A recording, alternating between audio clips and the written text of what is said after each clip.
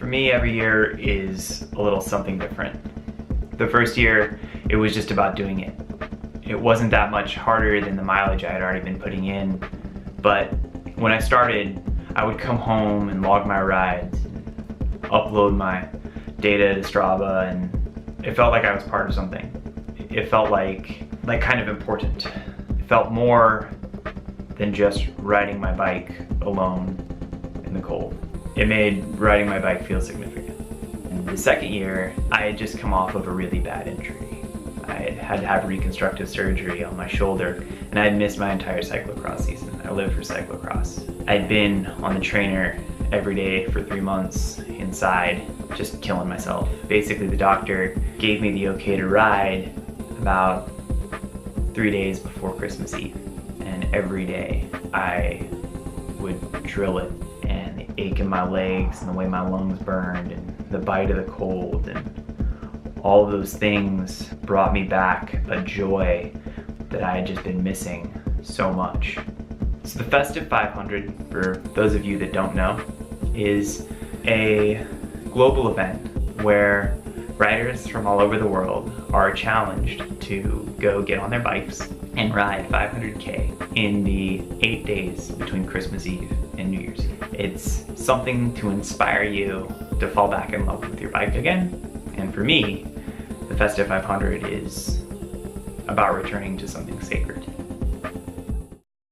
Day one was pretty standard. I got up and I did a loop in Berkeley, 40-ish miles around the hills. It was cold, but not terrible. I got home and packed my bike up and flew to LA. There was nothing I could say to that. You gotta live out. Alright, it's got a few scrapes on it, but I think it's okay. The box at least made it safe. Half tempted to open it up right now to see if everything is okay. Know that I'll be there to catch you through it all. Before you go, we hold the phone up, snap the frame.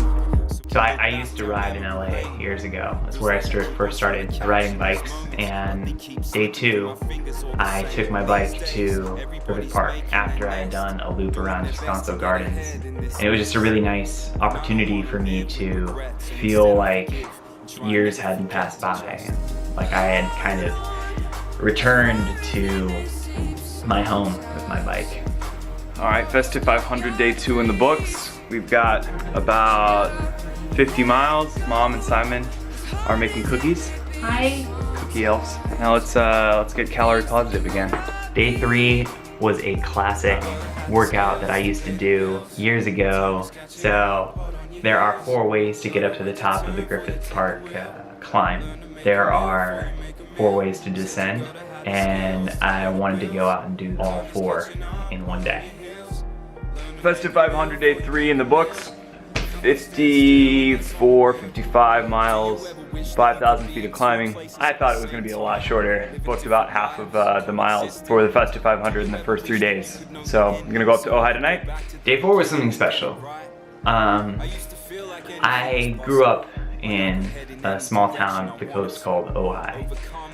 It's kind of in the middle of California, just south of Santa Barbara. And I had never ridden bikes on those roads before. I had charged through those roads in high school on late nights and up to no good teenage stuff.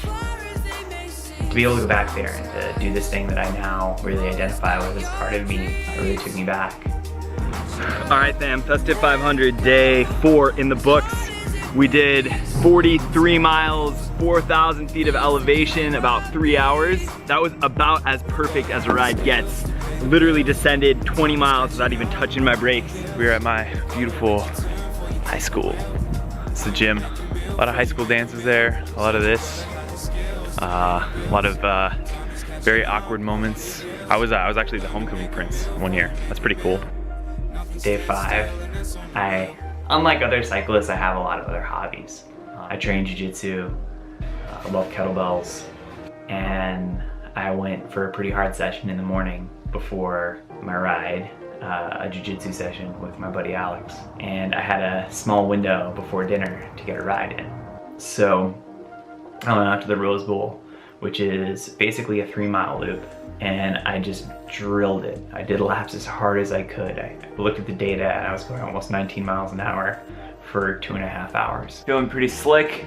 How many annoying wankers were at the Rose Bowl? Not too many annoying wankers. You weren't one of them though, were you? The annoying wankers? Yeah. I was kind of, probably. Looks like we did 38.9 miles, 39 miles, something like that. About 2,000 feet of climbing and a little over 2 hours ride time. I also haven't shaved my legs in like 3 days. I think I easily could have been... He didn't shave his legs! It easily could have been 20 miles an hour had my legs been nice and shaven. You laugh now. You wait till I'm in the tour. But it did totally sabotage day 6. So day 6 I got up and my legs felt like lead. They were super heavy. Yeah, I just had bitten off way more than I could chew. The night of the 5th, and I went out and basically slogged through another 50 or so miles around LA and Griffith Park. Oh, all right guys, Festive 500 day 6 in the books. 47.95 miles, about 3K climbing. This was the day.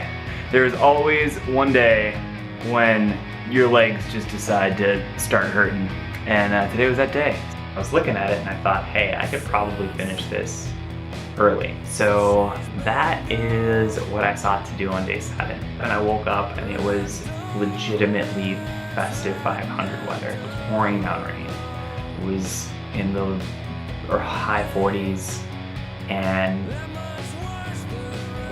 windy as all hell. It just did not look like fun to go ride your bike in.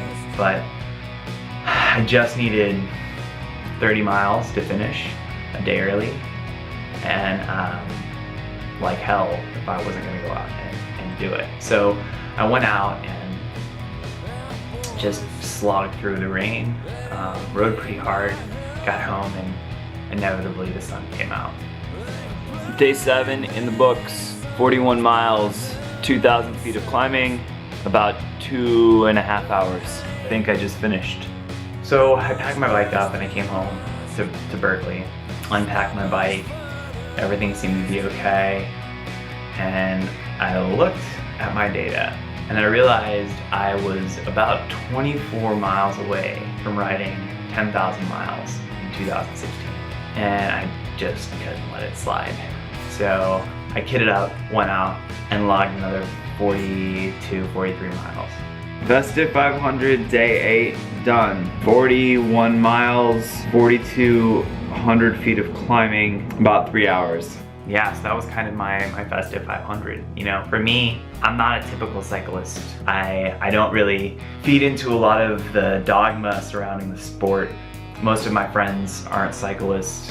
I don't really have a cool cycling aesthetic, and like a lot of other things in my life, I've been on the outside when it comes to cycling. But something that I do admire, or that I embrace, is the idea of ritual, right? There's the coffee ritual, there's getting kitted up, there's putting Embro on your legs or sunscreen on your face. And for me, the ritual becomes sacred. And the Festive 500 has become a ritual for me. I feel like what I love about this challenge is that it's honest. Is that all you need to do is get on your bike and keep pedaling. And eventually, you'll have a ritual. You'll have something that's sacred.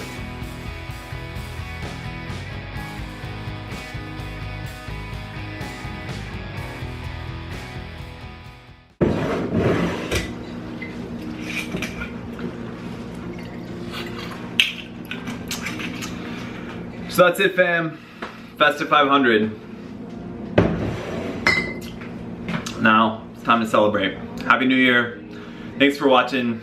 Take care of yourselves and keep the rubber side down.